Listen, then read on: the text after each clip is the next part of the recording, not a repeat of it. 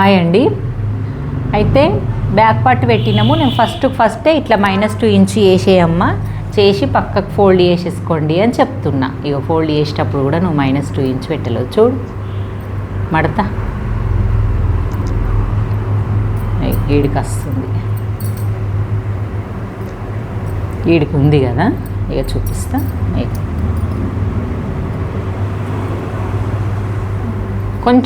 కొంచెంలో తేడైతే ఏం ఫరక్ కాదు, నేను చెప్తా. అది నువ్వు మళ్ళీ ఫరక్ ఎట్లా సెట్ చేసుకోవాలన్నా ఒక్కసారి అబ్జర్వ్ చేద్దాము. ముందు భాగం మొత్తం పెట్టినావు, పెట్టిన తర్వాత ఇక్కడ 1/2 ఇంచ్ లోతు తీసినావు, సరిపోయింది.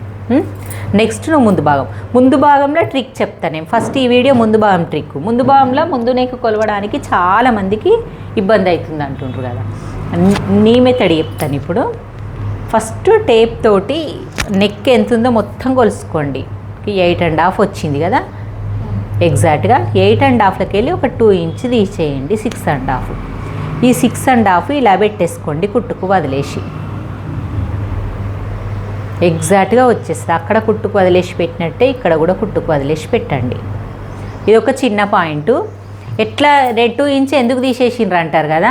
మనం నెక్ షోల్డర్ వచ్చేసి 2 ఇంచ్ తీసుకున్నాం కాబట్టి 2 ఇంచ్ తీసేసినాం అని మైండ్లో అనుకోండి.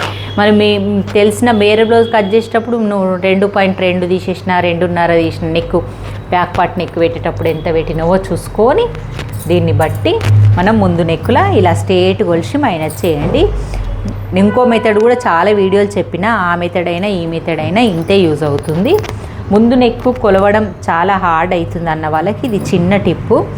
8.5 వచ్చినప్పుడు 6.5 పెట్టేసి ఇలా కుట్టుకు వదిలేసి పెట్టేసి ఈజీగా డ్రా చేసుకోండి. ఓకే, మీకు నచ్చినట్టయితే మరి లైక్ చేయండి, షేర్ చేయండి, కామెంట్ చేయండి. 6.5 వచ్చింది. ఇది ఆమ్ డౌన్ వచ్చేసి 6 ఇంచెస్.